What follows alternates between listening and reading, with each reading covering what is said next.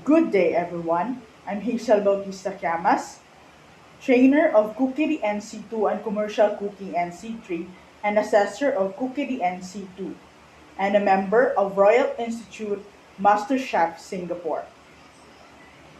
So welcome to Vox Humana Technological College, Ordoneta City, Pangasinan.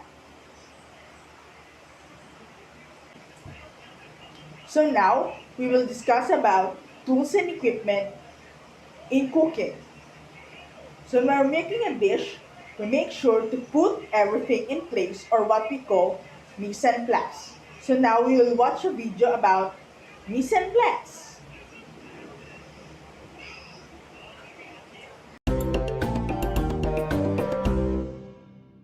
Mise, Mise. mise en place, Mise en place. means everything in its place. We have all the ingredients ready and measured out before service starts.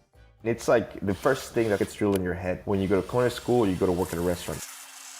Your station has to be clean. Your towels have to be folded. Your bain-marie has to be with all your utensils. You have to be ready. Is everything properly labeled and dated? Did you write like a 3-year-old on that label, or can I actually read it? The way I kind of try to describe it to people is that I shouldn't have to look where my hand goes to find what I'm looking for. Mise is the way you should live your entire life. But then there's also just people who are like pigpan and are constantly in a state of chaos, and it's just like that's the way that they live. When somebody doesn't have their mise ready, that's when the kitchen falls apart. If you know that you're going down like the Titanic and you're not going to get all of your mise ready, wave that red flag an hour before service, not 10 minutes in. Hey man, you sandbagging an extra couple ducks, we're gonna get hit tonight. So sandbagging is when you know you're about to get crushed and you want to get a lot of things ready. Maybe having an extra duck breast in the immersion bath before it's ordered. Sandbagging is your defense mechanism to stay out of the weeds. It's a way of shortcutting, but any chef knows that there's been times when you had to do it. You don't want to get in the weeds, you better start sandbagging.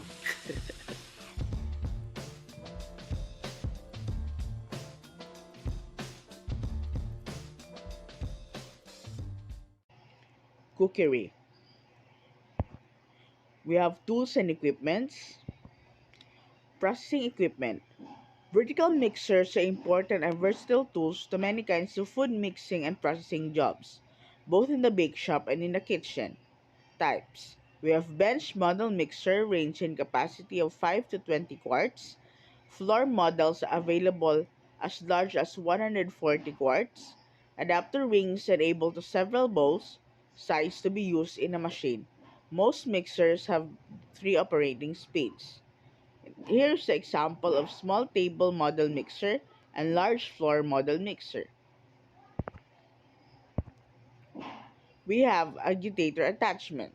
There are 3 main mixing attachments plus some specialized ones.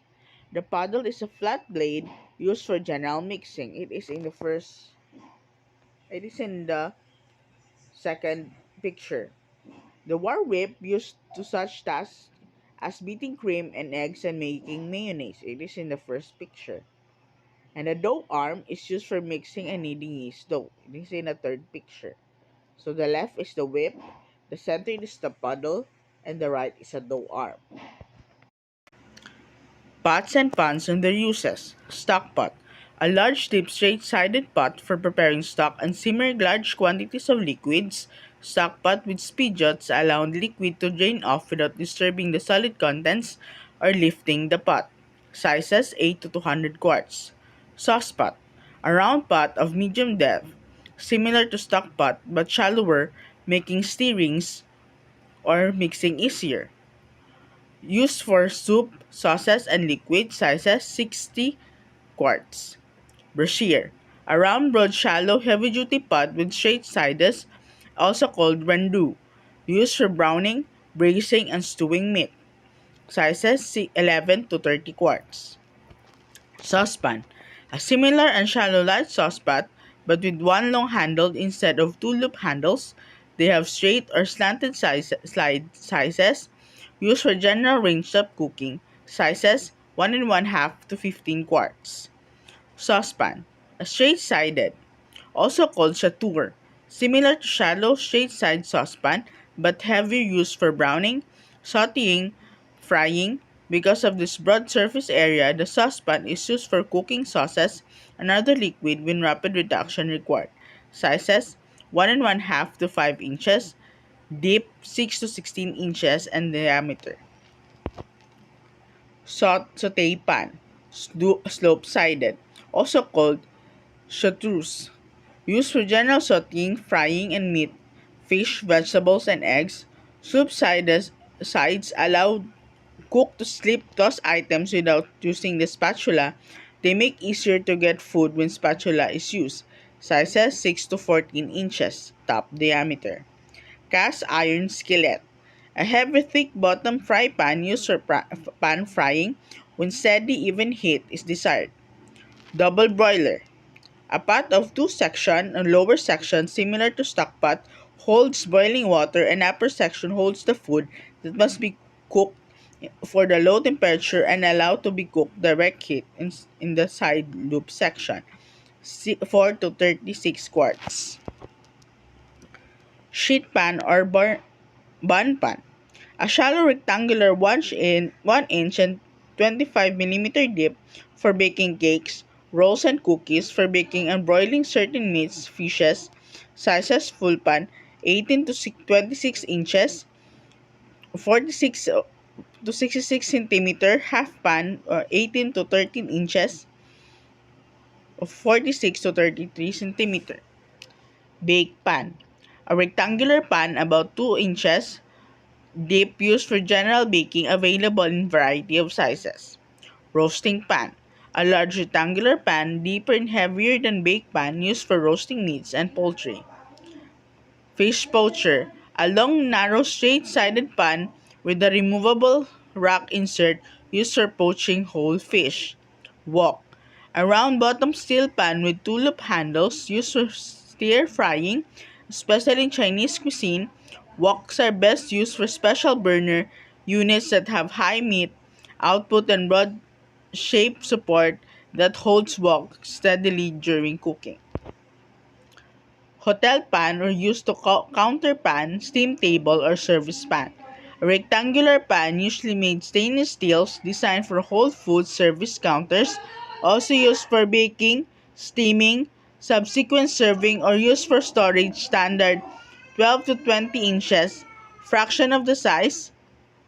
Also available standard depth 2 to half inches. Deeper sizes are also available. Standard meter pan. Brain Marie insert, usually called simple Brain Marie, a tall cylindrical stainless steel container used for storage and for holding foods, and Brain Marie water bath, sizes 1 to 36 quarts. Stainless steel bowl, a round bottom bowl used for mixing, whipping, and producing hollandaise mayonnaise, whipped cream, egg whites foams. Round in construction, enables whip to reach the areas available in many sizes. Measuring devices. The following equipment is discussed terms for U.S. measurements. Comparable items in metric units are also available. We have scales. Most recipe ingredients measure weight. Accurate scales are important. Portion scales are used for measuring ingredients as well as portioning product for service. Traditional portion scales, spring-operated, and usually have dial-indicated weight. More accurate digital scales are electricity operated and provide a general readout for Baker balance scale, or discussed in chapter 29.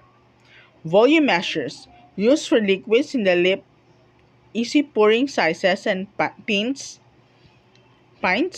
quarts, half gallons, and gallons. Each size marked off into fourth and ridges in the sizes. Measuring cups, available in 1, 1/2, 1/3, and 1/4 cup sizes. They can be used for both liquid and dry measures. Measuring spoon, used for very small volumes, tablespoon, teaspoon, half teaspoon, and 1/4 teaspoon. They use often spices and seasoning. Ladles are used measuring and proportioning liquid sizes, ounces, and stamp on handle. Scoops, Camstarned sources and the lever for mechanical release. They are also used for portioning soft solid food. Scoop sizes listed in table 3.1. The number of scoop indicates the number level of scoopfuls per quart and actual use for round scoopful. Often the practical 10 level scoopful to exact weights will vary. Thermometer. Measure temperature. There are many kinds for many purposes. Meat thermometer indicate internal temperature of meats and inserted before cooking and left the product during cooking. The instant read thermometer gives the reading in few seconds for being inserted if the food product. It reads 0 Fahrenheit to 220 Fahrenheit.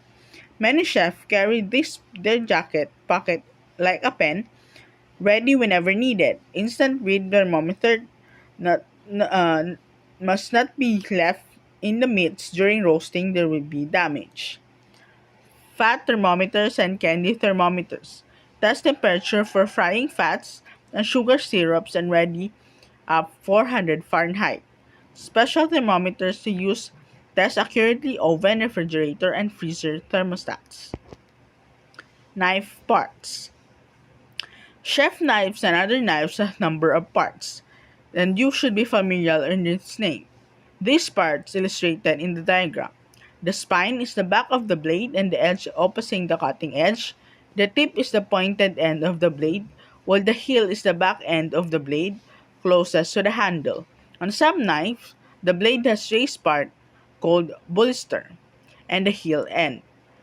Bolster is the sort of guard helps protect the hand from the slips and also help balance for the weight of the knife. The tongue is the portion of metal blade inside the handle, and the highest quality most double knives have full tongue. This means the tongue runs the full length of the handle on the knives in the traditional wood handles. The rivets hold the handle to the tongue, and rivets should perfectly smooth, flush-handled, composite molded handles bound to the tongue without rivets. French knife or chef knife. Most frequently used knife in the kitchen for general purposes of chopping, slicing, dicing, and so on. And the blade is wide-heeled tampers of the point. Blade length of 10 inches and most popular general work. Larger knife of heavy cutting and chopping. Smaller blades are more delicate work. This is an important tool, so you must learn to handle it care for it well. Sanduko knife or Japanese cook knife. A wide blade knife is becoming increasingly popular in substitute for traditional chef knife. Blades usually 5 inches or 7 inches long. Utility knife or salad knife. A narrow pointed knife 6 to 8 inches long, mostly pantry work and cutting preparing lettuce, fruits, and so on, and also used for carving roasted chicken and duck. Paring knife. A small pointed blade 2 to 4 inches long used for trimming and paring vegetables and fruits. Boning knife. A thin pointed blade about 6 inches long used for boning raw meat and poultry. Stiff blades and used for heavier work. Flexible blades are used to lighter work and filleting fish. Slicer. A long, slender, flexible blade 14 inches long used for carving and slicing cooked meats. Serrated slicer, like a slicer but serrated edge, used for cutting breads, cakes, and similar items. Butcher knife, a heavy, broad, slightly curved blade used for cutting, sectioning, and trimming raw meats in butcher shop. Steak knife, a curved pointed blade used for accurate cutting steaks. Cleaver, a heavy, broad blade used for cutting through bones. Do not confuse with cleaver with similarly shaped Chinese cook knife, which is lighter in weight. Oyster knife, a short, rigid, blunt knife with a dull edge used for opening oysters. Clam knife, a short, rigid broad blade knife with slanted edge used for opening clams. Vegetable peeler, a short tool, slotted, stiveling blade used for peeling vegetable and fruits. Steel, not a knife, essential part of a knife kit used for maintaining knife edges. Cutting board, it is important part of the knife. Hardwood boards used to favored by many chefs, hard rubber plastic boards to the sanitary, and there's some evidence that the bacteria usually survive long on plastic than rubber or wood. Cutting boards must keep in very clean and must be sanitized regularly. Color-coded composite boards are designed to reduce cross-contamination where each color, for example, green for vegetable, red for meats, blue for fishes, shape long handled used to scrape bowls and pans, also used for folding egg foams and whipped cream. Pie server. A wedge-shaped offset spatula used for lifting pie wedges from pan. A branch scraper is used for dough knife, a broad stiff piece of metal with wooden handle on one edge, used for cut pieces of dough and scraper workbenches. Pastry wheel or wheel knife. A round rotating blade or handle used for cutting rolled cut out dough and pastry baked pizza. Spoon. A slatted, perforated, and solid large stainless steel spoons and hold 3 ounces. Used for stirring, mixing, and serving, slatted perforated spoons are used when liquid must be drained from solid. Skimmer. A perforated disc, slightly cupped on a long handle used for skimming froth and liquids, removing the solid pieces of soup, stocks, and other liquids. Tongs. A spring-type scissor-type tool used for pick-up handled food. Wire whip. A loop stainless steel wire fastened handled. There are two kinds of whip. The heavy whip, used to straight, stiff, and relatively few wires, used for generally mixing, stirring, and beating especially heavy liquid. Balloon whip or piano wire whips have many flexible wires used for whipping eggs, creams, and hollandaise and for mixing thinner liquids. China cup. A cone-shaped strainer used for straining stocks, soup, sauces, and other liquid, pointed shape allowed to cook drained liquid through relatively a small opening. Fine china cup or chinois. A china cup with very small mesh used for great clarity of smoothness of required in a liquid. Strainer. A round bottom cup shaped tool made from screen type mesh or perforated metal used for straining pasta, vegetable, and so on. Drum sieve or tamis. A screen type mesh supported by a round metal frame used for sifting flour and other dry ingredients used for pureeing and soft foods. Colander. A large perforated bowl made for stainless steel aluminum used for drain wash, cooked vegetables, salad greens, pasta, and other foods. Food mill. A tool with hand-turned blade forces food through perforated dish. Interchange dish produce variety of degrees of coarseness and fineness used for pureeing foods. Grater. A four-sided metal box with grids and varying sizes used for shredding and grating vegetable, cheese, citrus beans, and other foods. Plane grater, usually known as brand name microplane. These graters have great shape of thin shreds of item being grated in the way carpenter's plane waves wood, available in varying degrees of fineness and coarseness. Zester, a small hand tool used for removing and colored part of citrus peels and strips. Channel knife, a small hand tool mostly decorative work. Mandolin, a manual sighting implementing consisting blade fitted in a flat metal wood framework, folding legs portion of mandolin and work to 45 degrees angle used for levelers allowing the blade to adjusted control thickness and slices. Traditional mandolin has flat blade and serrated blade. Addition blades used for combination of flat blade to cut julienne, batonet, and serrated blade is cut to waffle slices. The safest tool of detachment guard is also supplied. Guard holds the foods and allows the slices without getting the finger near the blade. Pastry bag and tubes. Cone-shaped cloth plastic bag with open end and fitted on metal tubes or tips of various shapes and sizes used for shaping and decorating with items such as cake icing, whipped cream, Duchess potatoes, and soft dough. Pastry brush. Used to brush item with egg wash and glaze. Can opener. A heavy-duty can opener is mounted at the edges of workbench and must carefully cleaned and sanitized every day to prevent contamination of foods. Replace worm blades and leave metal shavings in the